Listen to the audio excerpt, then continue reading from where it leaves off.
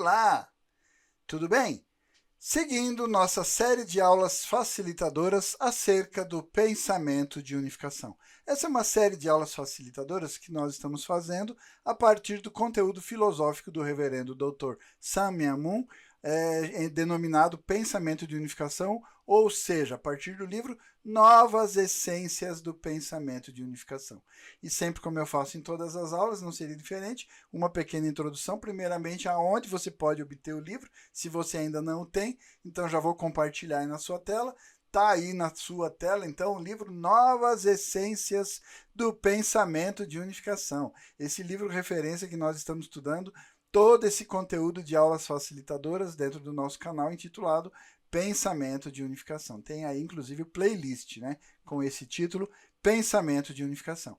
Aí, onde você obtém o livro, se você ainda não tem, vai lá no unificacionista.com, nosso site, né, você também tem aí na tela o QR Code, né, com o qual você vai acessar rapidinho, aí capturando essa imagem, você vai acessar o nosso site, vai ali na seção de literatura, tem um menu, na literatura, entre outros livros, ele está em ordem alfabética, você vai baixar o livro, tá? Apesar de, no meu site, você poder manusear o livro, folhear ele, mas a minha sugestão é, faça o download, é grátis. Tem o livro aí no seu dispositivo, seja ele qual for, para que sempre que eu recomendar, vá ao livro, se debruce sobre ele. Eu tenho feito isso N vezes aí, acho que em todas as aulas, repetidamente tenho dito.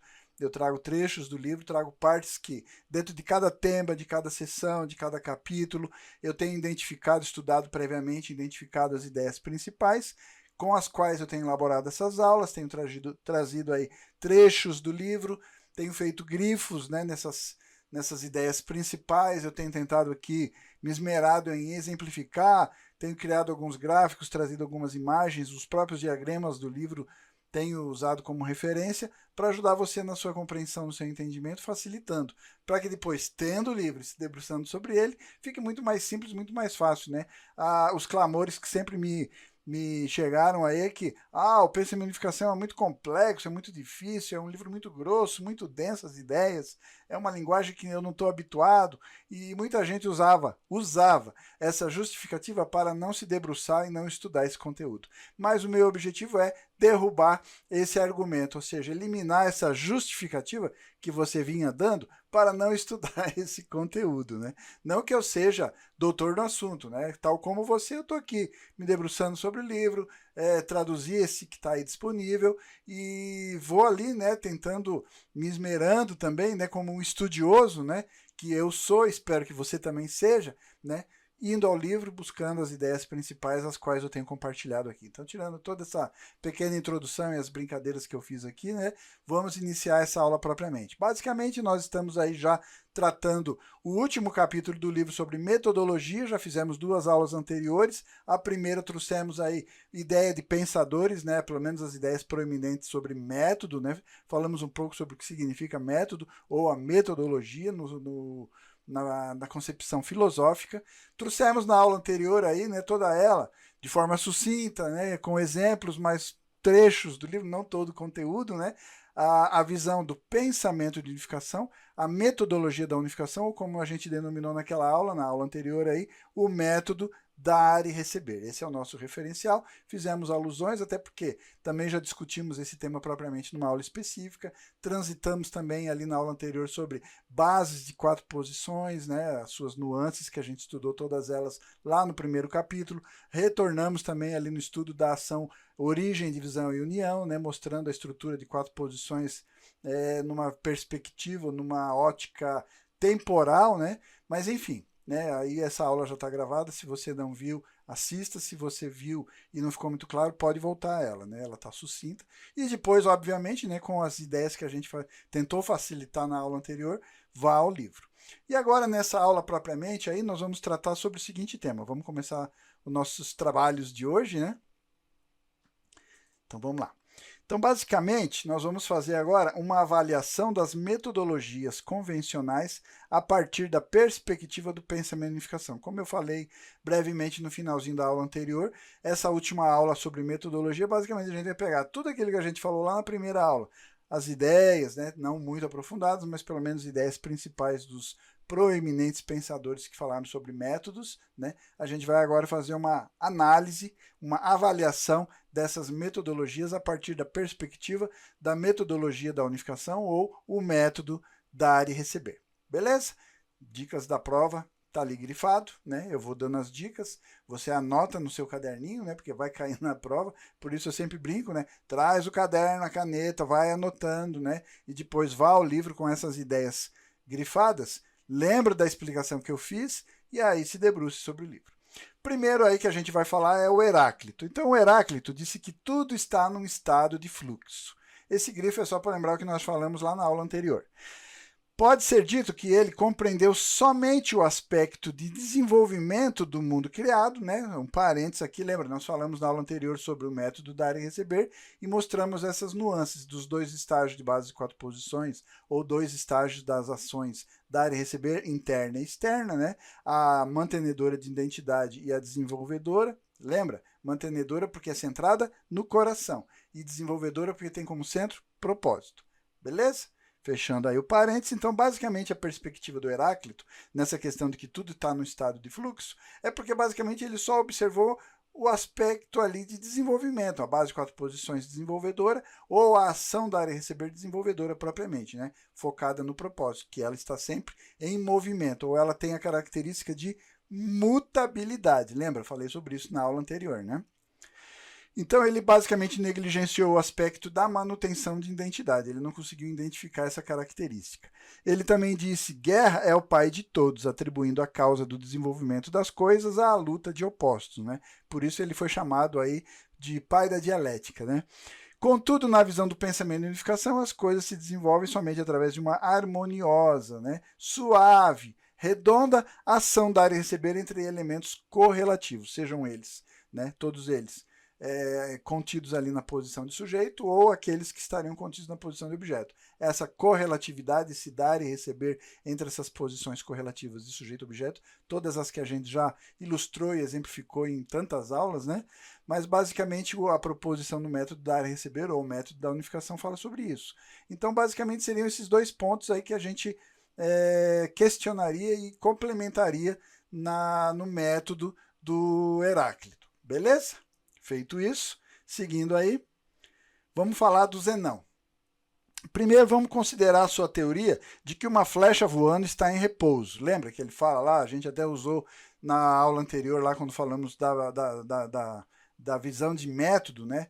Da metodologia do Zenão, a gente falou lá sobre a corrida do Aquiles e a tartaruga, né? Lembra? A gente vai voltar nesse exemplo aí. É só título de revisão para você lembrar. Opa, não, é verdade, né? Apesar da quantidade de informações que foi aquela aula, e eu trazendo de forma sucinta ainda, mas talvez você esteja lembrando, né?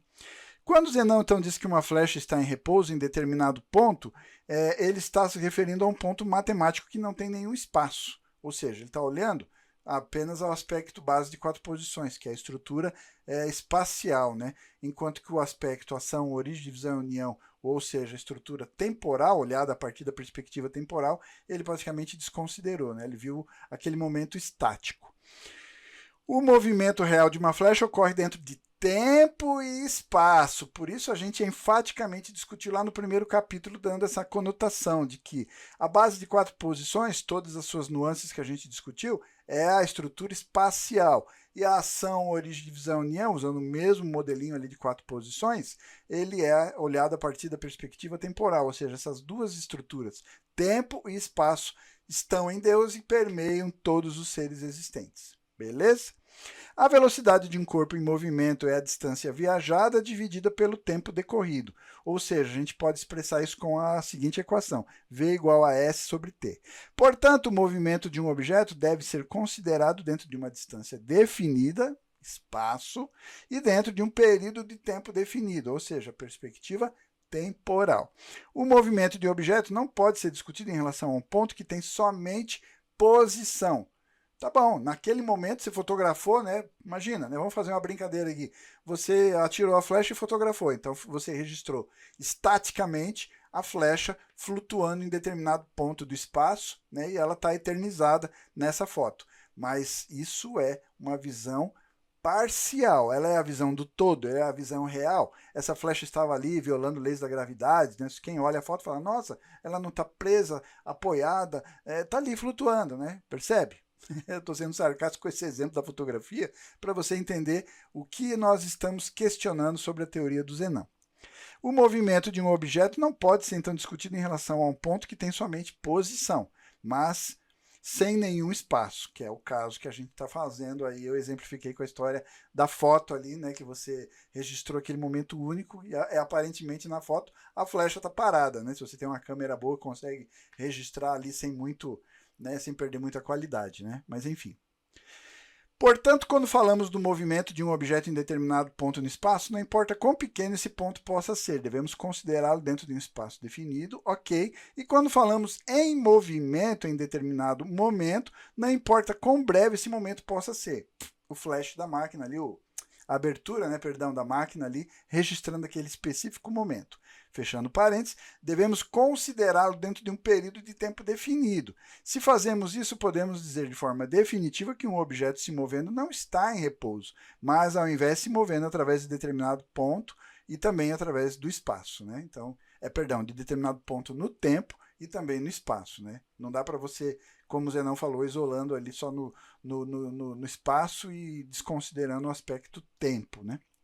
Quanto a esta questão, a dialética materialista afirma que um objeto está, e ao mesmo tempo não está, em determinado lugar em determinado momento, reivindicando que tinha resolvido o paradoxo de Zenão e tinha explicado o movimento. Entretanto, esse é o mesmo tipo de sofisma encontrado na própria reivindicação que o Zenão fez, né? Ou seja, o Zenão, para fazer essa afirmação, ele usou de um sofisma e a dialética materialista usa a mesma ferramenta dizendo ou tentando explicar essa colocação aí do Zenão. A posição de um objeto em movimento é expressa como uma função de tempo, portanto, um determinado momento corresponde a uma determinada posição numa base de 1 para 1. Não pode acontecer que algo esteja e, ao mesmo tempo, não esteja em determinado lugar em determinado momento, né? Lógico, né? Isso é aquela história da tese, antítese e síntese, ou seja, afirmação, negação e negação da negação, né? Em conclusão, né, para fechar essa discussão aí da flecha, um objeto em movimento passa através de determinado espaço sem repousar nele, e um objeto em movimento está em determinado lugar em determinado momento no tempo, né? Ele tá, bateu a foto, a flecha estava ali, está eternizado aquele momento, mas pensa bem, ela só passou por ali. Você gravou, fixou, né, registrou naquele momento que deu ali o disparo da câmera, né, na sua máquina fotográfica, pegou aquele momento. Mas ele não é a verdade, ele não é um método para a gente definir, né, qualquer coisa ali com relação à flecha, ao local, ao ponto e assim por diante. Então a questão seguinte que a gente mencionou na aula falando sobre o Zenão foi Aquiles e a tartaruga, né, a corrida lá do Aquiles com a tartaruga, que jamais Aquiles, de acordo com o Zenão, alcançaria a tartaruga, porque quando a tartaruga saiu antes, quando o Aquiles começou a correr, naquele ponto, quando ele começou a correr, quando ele chega no ponto onde a tartaruga estava quando ele começou a correr, a tartaruga não está mais ali. E ali, sucessivamente, ele vai repetindo isso infinitamente, até dizer que Aquiles nunca alcança a tartaruga, né? Foi mais ou menos isso de forma sucinta. Então, Zenão argumentou em termos de espaço, desconsiderando o tempo, né? Portanto, ele chegou à conclusão errada ao dizer que Aquiles é incapaz de alcançar, de ultrapassar a tartaruga nessa corrida. Se isso é observado em termos de determinado tempo, Aquiles pode definitivamente passar à frente da tartaruga. Qual é o tempo que você vai usar como medida? 5 minutos? Depende, né? Quanto tempo que a tartaruga saiu na frente dele, qual a distância que ela já tinha percorrido quando ele iniciou a corrida. Enfim, como você vai definir esse tempo? Qual é a dimensão? É desse tamanho aqui? É essa extensão? Essa medida vai determinar. Passa ou não passa, claro, né? Mas percebe que eu não tenho como definir esse fato apenas observando pela perspectiva do espaço, mas eu tenho que olhar pela perspectiva do tempo, sim. Então, seguindo ali, né? Portanto, ele chegou à conclusão errada ao dizer que Aquiles é incapaz de passar a tartaruga. Se isso é observado em termos de determinado tempo, Aquiles pode definitivamente passar à frente da tartaruga, obviamente. Zenão tentou provar que não há nenhum movimento ou mudança, que não há nenhuma geração ou destruição. Para esse fim, ele recorreu ao sofisma. Eu fiz questão de grifar isso, está lá no texto do livro, porque é um sofisma, é aquilo que a gente já discutiu lá no estudo do capítulo anterior, quando falamos sobre lógica, né? verdades que você pode vir a construir usando sofismas, né? Porque você faz, sem dar e receber, junção de premissas que não são correlativas, que não há dar e receber entre elas, mas que você forçosamente coloca essa situação para gerar uma nova verdade, ou uma verdade ao seu interesse. Né? Isso é um sofisma. Né? Pode ser dito que, ao contrário de Heráclito, Zenão compreendeu somente o aspecto de manutenção de identidade das coisas, desconsiderando, então, a questão do desenvolvimento, porque ele não observou, por exemplo, a questão do tempo. Né? E a ação, origem, união, ela dá exatamente essa questão temporal, né? Coisas que acontecem em determinados momentos. Existe um período, né, de crescimento, como a gente normalmente fala, para que as coisas se efetivem, os eventos ocorram e assim por diante.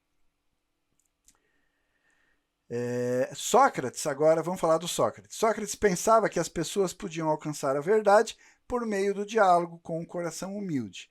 Esta é a multiplicação da verdade através da ação dar e receber externa entre pessoa e pessoa. Então a gente já está pegando de forma bem sucinta e chegando no ponto. Então o que o Sócrates falou, aonde a gente vai enquadrar dentro da visão da metodologia da unificação ou o método dar e receber. Basicamente por quê? Ele diz essa questão do diálogo, a verdade é alcançada através do diálogo, e isso basicamente a gente vai ilustrar com a ação dar e receber externa, né? O intercâmbio ali, o diálogo, né? É lógico, dar e receber, porque existe propósito, eles têm que estar falando, usando uma linguagem comum, tendo concepções, conceitos que são compartilhados, e aí pode surgir, né, o avanço, o crescimento, a multiplicação, né? Pode ser dito, então, que Sócrates advogava a forma adequada da ação dar e receber entre pessoa e pessoa. E aí até trouxe aí um exemplozinho usando o modelinho que a gente tem aí do pensamento e unificação, tudo aquilo que a gente já falou em aulas anteriores. O propósito, a pessoa A, a pessoa B, dar e receber, né? A troca aí o diálogo, a conversa, e a verdade surgindo, né? A troca de verdades ou o crescimento de conceitos e assim por diante. Platão. A concepção de Platão. Vamos falar agora a partir da perspectiva do pensamento de unificação. Platão estudou o mundo das ideias. Como explicado na teoria da imagem original, há várias ideias e conceitos no rio interno de Deus. Platão os considerava como pertencendo ao mundo das ideias e, pela análise e sintetização, ele tentou esclarecer uma hierarquia de ideias.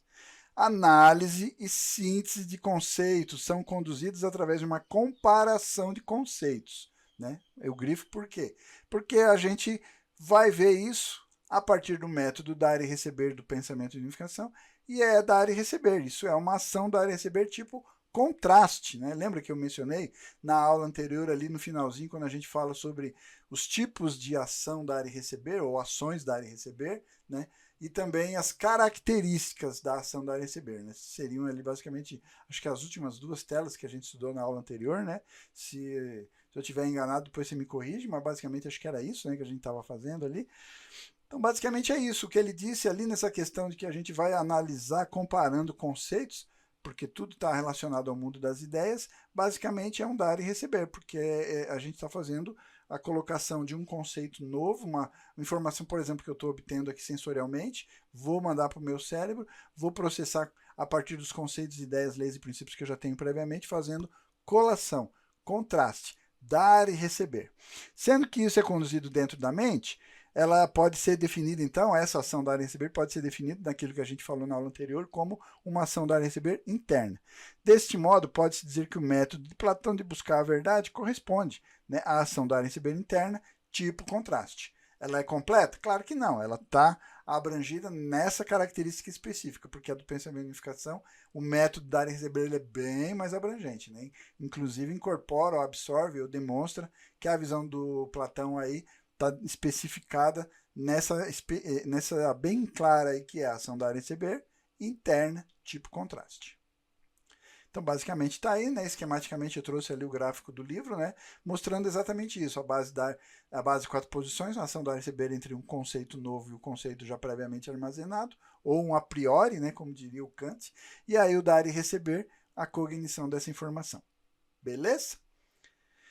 Aristóteles. Então vamos lá. O método dedutivo de Aristóteles está baseado no silogismo. Lembra do silogismo? Premissa maior, premissa menor, comparação e conclusão.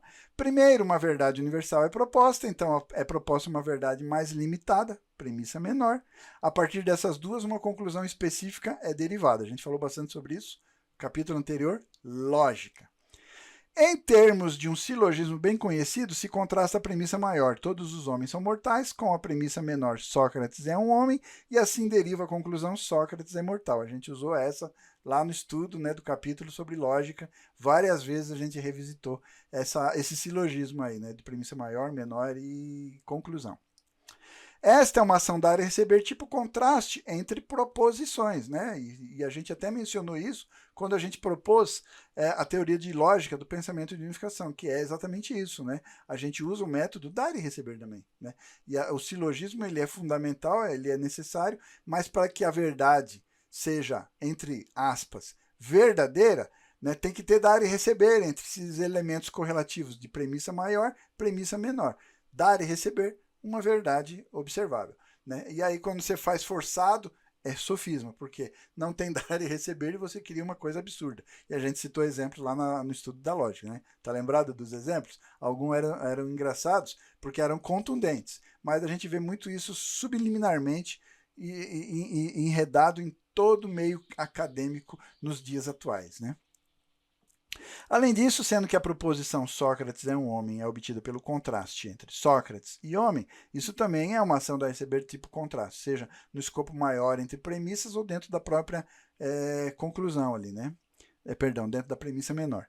Deste modo, o método dedutivo de Aristóteles, como no caso de Platão, também pode ser aceito, acatado e denominado como método de buscar a verdade através da ação dar e receber interna de tipo contraste, né? Usando esse específico detalhe aí que ele fala lá sobre o silogismo, né? Usando as comparações entre premissa maior e premissa menor. Mas isso também é feito mentalmente, então é uma ação da receber interna e é contraste, é comparação para a conclusão, né? Francis Bacon. Francis Bacon afirmava, né, que a fim de obter a verdade deve-se jogar fora os preconceitos ou ídolos, né, e contar com a experiência e a observação. Se os resultados dos experimentos A, B, C, N são todos P, então a conclusão P é estabelecida como uma lei geral e este é um método indutivo, ou seja, você fez vários experimentos, tantos quantos possíveis, e a partir dessa quantidade de experimentos, você passa de forma indutiva a conceber uma lei, uma verdade, um conceito, um princípio e assim por diante. Então, o método indutivo busca obter a verdade na base da ação dar e receber também, entre os seres humanos e as coisas, né? Além disso, sendo que este método conduz a uma conclusão contrastando vários fatos obtidos através de experiência e observação, e isto também é a ação dar e receber, tipo contraste. Portanto, o método indutivo de Bacon busca a verdade através da ação dar e receber externa de tipo contraste. Agora, externa por quê? Agora não é só dentro da mente, é o ser humano em relação às coisas, à natureza, seres vivos, inanimados, enfim, né? Basicamente, é essa a observação que a gente tem para fazer sobre o método do Francis Bacon, tá bom? E aí um exemplo gráfico, né, mostrando exatamente isso, né? O dar e receber ali entre fato A, fato B, o dar e receber centrado no propósito, como resultado, uma conclusão. Descartes, René Descartes. Descartes tentou duvidar de tudo e, como resultado, ele alegou ter alcançado certo princípio primário. Penso, logo existo, né? O cogito ergo sum. Aqui, o fato que Descartes duvidava de tudo significa que ele negou todo e qualquer fenômeno e, portanto, visto a partir do ponto de vista do pensamento de unificação ou do método dar e receber, é a mesma coisa que voltar para o estágio anterior à criação de Deus do universo. Então, a gente estaria lá estudando no primeiro capítulo teoria da imagem original e tentando conceber como Deus criou a criatividade e a seu intelecto, emoção e vontade em dar e receber com ideias, conceitos, leis e princípios, formulando ideias, planos, projetos, novos seres, logos. A observação penso corresponde ao plano ou pensamento de Deus antes de sua criação do universo. Nesse ponto, Descartes afirmou, penso, logo existo. Se ele tivesse perguntado por que eu penso, seu racionalismo talvez tivesse levado ele ao dogmatismo em seus sucessores. né? Em qualquer caso, sua percepção da verdade de penso, logo existo, significa, a partir do ponto de vista do pensamento de unificação ou do método dar e receber, que ele reconhecia a certeza da ação dar e receber interna na mente humana. Porque ele fala exatamente disso. Penso. E o que é o pensamento? Se a gente voltar lá no que a gente estudou N vezes, porque eu lembro que a gente falou sobre isso na teoria da natureza humana original, a gente voltou a isso em epistemologia, basicamente quando a gente colocou ali o dar e receber entre Sun-san, interno, intelecto, emoção e vontade, e o Ryun-san interno, ideias, conceitos, leis e princípios, o dar e receber entre esses dois elementos dentro do Sun-san, em Deus e no ser humano, faz o que a gente chamou de operação de ideias, ou pensamento. Então, o que ele está dizendo é isso, dar e receber interno, né? O que nós estamos afirmando é que, olhando para a visão do penso, logo existo do Descartes, a gente está entendendo que ele tinha uma percepção sobre o dar e receber que ocorre internamente dentro da mente, em Deus e no ser humano, né? Depois disso, ele percebeu a regra geral que as coisas que concebemos muito claramente e muito distintamente são verdadeiras, as quais garantem a multiplicação da verdade através da formação da base de 4 posições interna. Então, basicamente, de forma esquemática, o que eu acabei de mencionar, né? Sun-san interno, Ryun-san interno, né? Intelecto, emoção e vontade, ideias, conceitos, leis e princípios, o dar e receber, né? A ação do pensamento, né? A ação do pensar ou operação de ideias, né? E como o Descartes chama de claro e distinto, né? Aquela estrutura claro e distinto. Beleza? Esquematicamente, então, a gente pode dizer que ele pegou ali também uma parte dessa verdade. Ele acertou um pouco ali na sua concepção. Rumi considerava causalidade meramente como uma crença subjetiva. Entretanto, causalidade não é somente ou meramente subjetiva, porque ela também tem o aspecto objetivo, né, como já explicado no capítulo sobre epistemologia. Além disso, Rumi negou tanto a substância material como a substância espiritual, defendendo que existem meramente feixes de impressões e ideias. A partir da perspectiva, então, do pensamento de unificação ou método dar e receber, a gente pode dizer que ele via somente o aspecto Ryun-san interno, né? Ideias, conceitos, leis e princípios, é o que ele disse ali, né? Só impressões ou feixes das ideias, né? Então, ele estabeleceu um sistema completo de filosofia pela análise do fenômeno mental, mas o problema foi que ele tentou fazer isso na base de impressões e ideias separadas. Então, ele não conseguiu botar os 2 estágios de ações dar e receber, ou os 2 estágios de bases de 4 posições, né? Interna, externa, ou trocando ali, né? Coração, mantenedora de identidade, propósito, desenvolvedora. Então, aí ficou capenga, né? Ficou bem fraco aí a proposição do Rumi, né? Kant, vamos falar do Kant. Kant reivindicava que cognição ocorre quando o senso de conteúdo caótico vindo do objeto é sintetizado com as formas do sujeito a priori. Eu já até mencionei isso ali anteriormente no Aristóteles, né? O pensamento de unificação concorda com a visão que cognição ocorre através da interação entre sujeito, né, o sujeito humano, e o objeto, ou seres diversos, aí, os seres existentes, né? E a gente já falou sobre isso, de fora para dentro, da base de 4 posições ou da ação dar e receber externa, para a interna, né? O método sensorial, jogando informação para o processo de operações de ideias, para efetivar o processo de cognição, né? O Kant fala assim e a gente confirma à luz do pensamento de unificação. Entretanto, a partir da perspectiva do pensamento de unificação, o sujeito possui não somente formas, né, mas também conteúdo. A combinação de forma e conteúdo é chamada de protótipo, plano, ideia ou logos. Além disso, o que vem a partir do objeto não é o senso de conteúdo caótico, mas conteúdo organizado pelas formas de existência no mundo objetivo. Ao contrário da teoria de síntese de Kant, o pensamento de unificação afirma a teoria da colação. A teoria da síntese kantiana, a qual está baseada no método transcendental, pode ser considerada como uma expressão da teoria de colação do pensamento de unificação que a gente falou lá em epistemologia. Inclusive, a gente analisou o método transcendental do Kant, né, e muitas coisas nós aproveitamos e referenciamos, né, e validamos a partir da perspectiva do pensamento de unificação e também com tudo aquilo que a ciência traz informações sobre o funcionamento, né, da nossa mente e cérebro, né. Então, aí seria compatível com a ideia de colação do pensamento e unificação, a qual está baseada no método dar e receber. Hegel.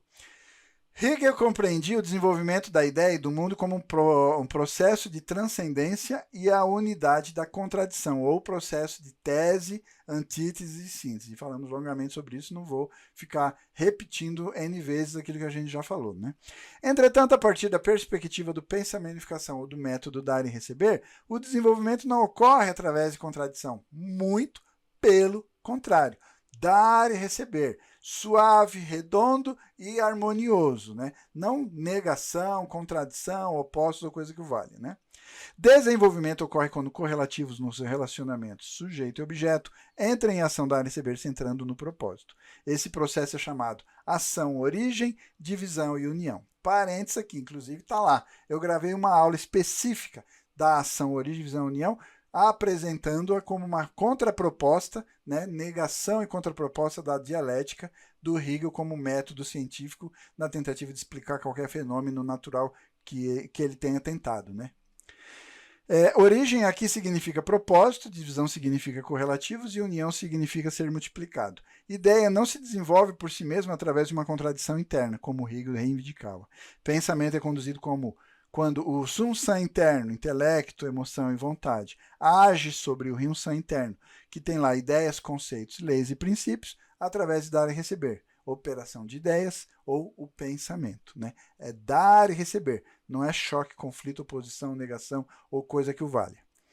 Isto é chamado de desenvolvimento do pensamento em uma forma espiral, como foi explicado lá no capítulo sobre lógica. Eu lembro que a gente, inclusive, trouxe o esqueminha lá do livro, né? Eu trouxe a imagem, coloquei e compartilhei. Não lembra? Tá lá, só assistir, tá bom? Ou então se debruça no livro, tá? Pode ser visto, então, que o Hegel compreendia o desenvolvimento, qual, de acordo com o pensamento de unificação, é a ação dar e receber entre correlativos, como uma interação entre elementos opostos. E está aí a sua pedra de tropeço, né, Hegel? Marx. Marx defendeu que processos espirituais são meramente o reflexo de processos materiais. Pronto, vírgula. Vírgula não, parênteses. Aqui ele já tropeçou, porque ele inverteu a ordem das prioridades, né? O que é sujeito, o que é objeto, o que é causa, o que é efeito, ele simplesmente inverteu. Ele disse que, na verdade, os processos espirituais ou mentais são reflexos dos processos materiais, e é exatamente o oposto, né? Entretanto, a partir da perspectiva do pensamento de unificação, Sum-Sam e Rim-Sam estão no relacionamento de sujeito e objeto, como eu mencionei. Portanto, há um relacionamento de correspondência entre leis espirituais, ou seja, leis de valor. Parênteses aqui, né? Já estamos aí falando dentro de um parênteses, mas vamos lá. Quarto capítulo, axiologia, uma teoria do valor.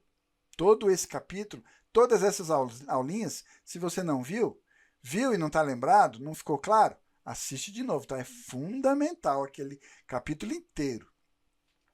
E leis materiais, fechei o parênteses, né? Como uma contraproposta para a lei da transformação de quantidade em qualidade, o pensamento de unificação oferece a lei do desenvolvimento equilibrado de qualidade e quantidade. Né? Não é correto dizer que quantidade seja transformada em qualidade. Né? É a justificativa do Marx para justificar a Revolução Violenta, que o volume, né, a quantidade ali de proletários indignados e rebeldes, né, vai fazer com que isso desenvolva ou acarrete uma revolução que vai fazer a transformação qualitativa da sociedade para uma sociedade melhor. Isso é um erro matemático grosseiro, porque quantidade só vai gerar mudanças, né, quantitativas, e qualidade só pode gerar mudanças qualitativas. Né? Esse sofisma que o Marx criou aí é um equívoco grosseiro, até mesmo em termos de matemática. Né? Dizer que mudanças quantitativas geram transformações qualitativas. Né? É um equívoco grosseiro. Não é correto, então, dizer que a quantidade seja transformada em qualidade. Além disso, uma repentina mudança qualitativa não ocorre quando a mudança quantitativa alcança determinado ponto. Qual é esse ponto? É matemático isso? Tem um número X ali que vai, né? Vamos falar, por exemplo, de mudanças de líquido para sólido, sólido para gasoso. Percebe? Nós estamos falando da mesma substância. Né? Não há mudanças quantitativas. Né? Existem mudanças qualitativas, mas por outros fatores. Né? Enfim, né?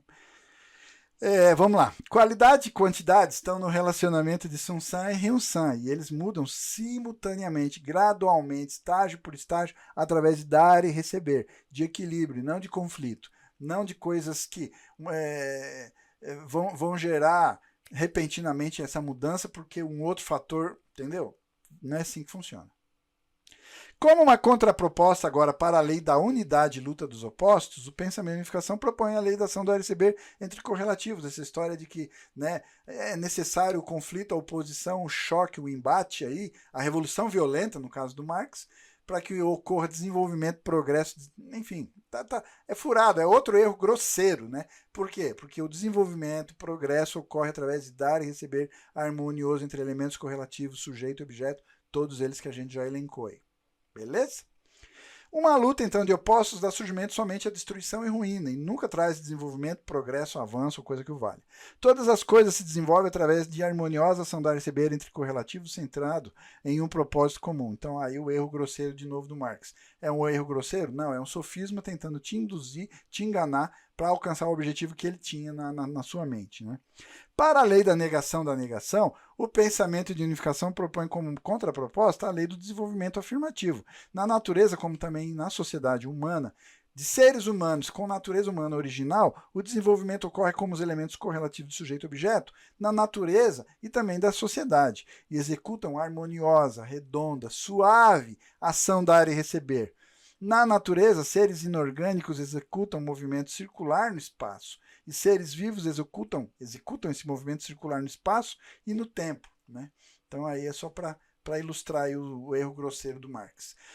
Entre as metodologias do passado, nenhuma foi mais influente do que a dialética materialista marxista, mas nenhuma foi tão grosseiramente equivocada e tão distorcida da realidade, né? Então a gente precisa rever muito aí conceitos que a gente tem hoje estabelecidos a partir disso, porque a influência dela foi tão grande, quase diretamente proporcional à quantidade de grosseirices ou de distorções que ela apresenta na sua base de argumentação. Tentando provar que a dialética de Marx era válida na natureza também, Engels estudou ciências naturais por 8 anos. Como resultado, ele concluiu que a natureza é a prova da dialética. Então, acho que ele precisava se debruçar um pouquinho mais, né? 8 anos não foi suficiente para ele entender que a base do universo é dar e receber, e não luta de opostos, né?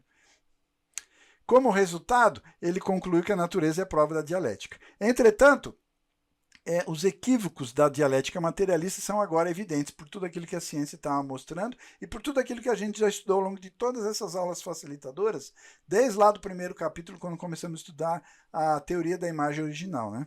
Fenômenos naturais são, se examinados de forma cuidadosa, não as provas da dialética, mas ao invés elas são as provas contundentes da ação dar e receber ou da lei da ação dar e receber no universo. E aí está, né, graficamente mostrando o equívoco aí, né, da tese, antítese e síntese como método de progresso, desenvolvimento e avanço, e a explicação, né, da base de 4 posições, a ação dar e receber entre os elementos correlativos de sujeito e objeto, todos eles já relacionados, né, e enfim, né, não vou voltar nessa explicação, é só para você mostrar, é só para eu te mostrar, né, o que está aí na parte explicando sobre a parte de dialética, né, o grosseiro erro aí que foi mal intencionadamente, né, de forma sofismática, utilizada por Karl Marx. E como está aí, né, na base da sua tela também, aí a ação do receber o método que o pensamento de unificação coloca como proposição para botar por terra de forma definitiva as grosseirices e os equívocos da ideia marxista aí, né, nas suas proposições de sociedade ideal. Rousseau. Primeiro, Rousseau começou com coisas do mundo natural. As coisas são, quando vistas a partir da perspectiva do pensamento de unificação, seres unificados de Sun-San e Hyun-San. A seguir, ele advogou a intuição de essências através de redução e idética. Essência que corresponde ao Sun-San de seres existentes. Nós já estamos fazendo aí as associações do que o Rousseau falou com aquilo que o pensamento de unificação propõe, né? Além disso, ele reivindicou que quando o julgamento é suspenso e a consciência é analisada, há uma estrutura de noesis e noema. Isto, quando visto a partir da perspectiva do pensamento de unificação, pode corresponder muito semelhantemente à estrutura interna de Sun-San, né, o qual consiste de Sun-San interno, intelecto, emoção e vontade, e Hyun-San interno, leis, ideias, conceitos e princípios. Beleza?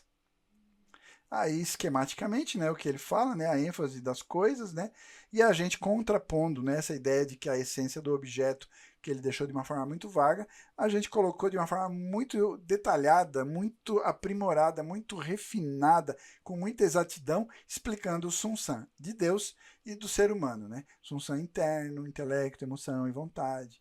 Ryunsam interno, ideias, conceitos, leis e princípios. O dar e receber entre isso formando ideias, né? A operação de ideias, o pensamento, o processo de cognição e assim por diante, né? E da filosofia analítica, de forma sucinta, eu trouxe um trechinho do livro aí que diz o seguinte: linguagem é formada através da ação, dar e receber desenvolvedora interna, a qual tem um aspecto intelectual centrado na razão e um aspecto emocional centrado no sentimento emocional. A filosofia analítica compreendeu somente o aspecto de logos e perseguiu somente lógica.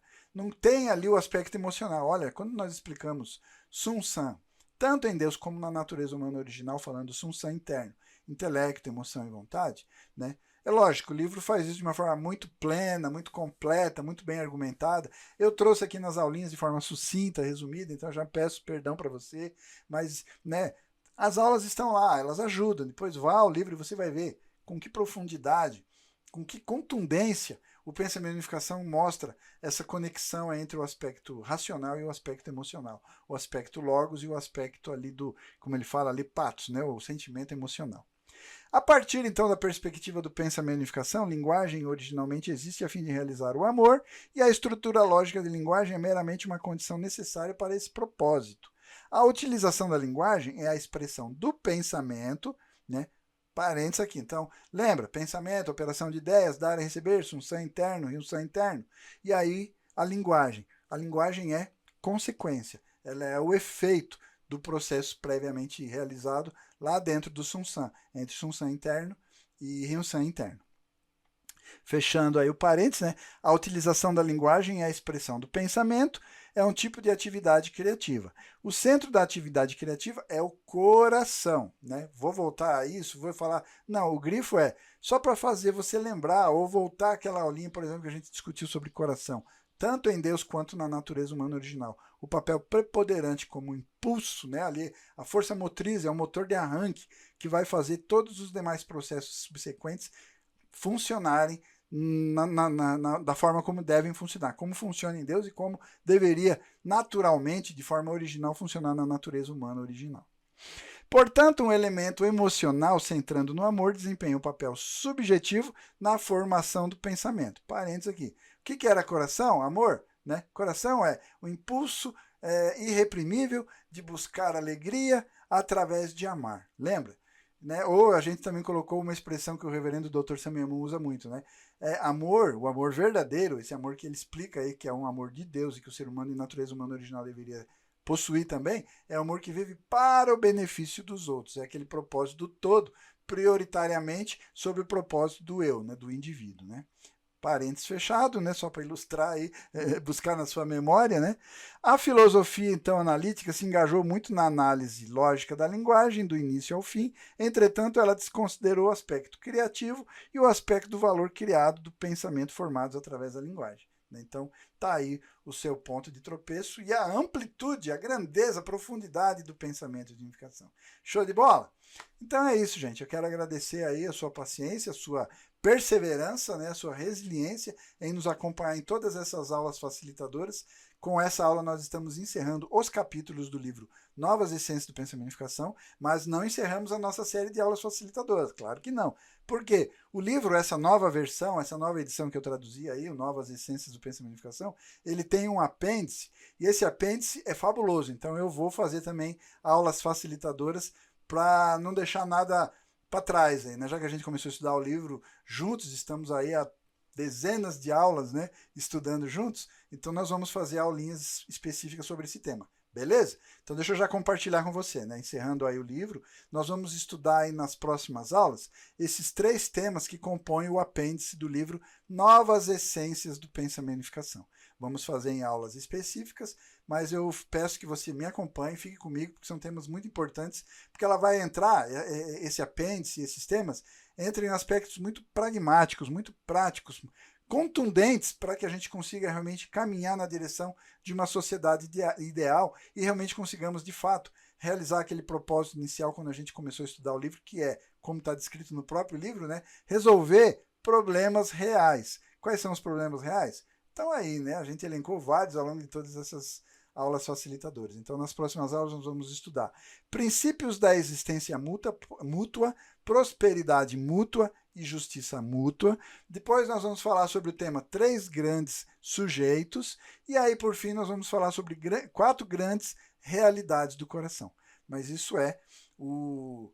Né, brincando aí, né, dar uma estragada no português. Né? É o plus a mais aí que a gente vai fazer para concluir o estudo de novas essências do pensamento e unificação. Mas garanto que você vai gostar, se veio acompanhando até agora e conseguiu vir até essa aula, certamente esses temas que a gente vai discutir na sequência, você vai adorar também. Então já fica feito o nosso compromisso, não perca, né? Então é isso, quero agradecer e já pedi uma curtida no vídeo, né? Deixa uma curtida, compartilhe e a gente se segue nas nossas próximas aulas estudando. Então nos vemos lá. Muito obrigado, até lá. Tchau, tchau!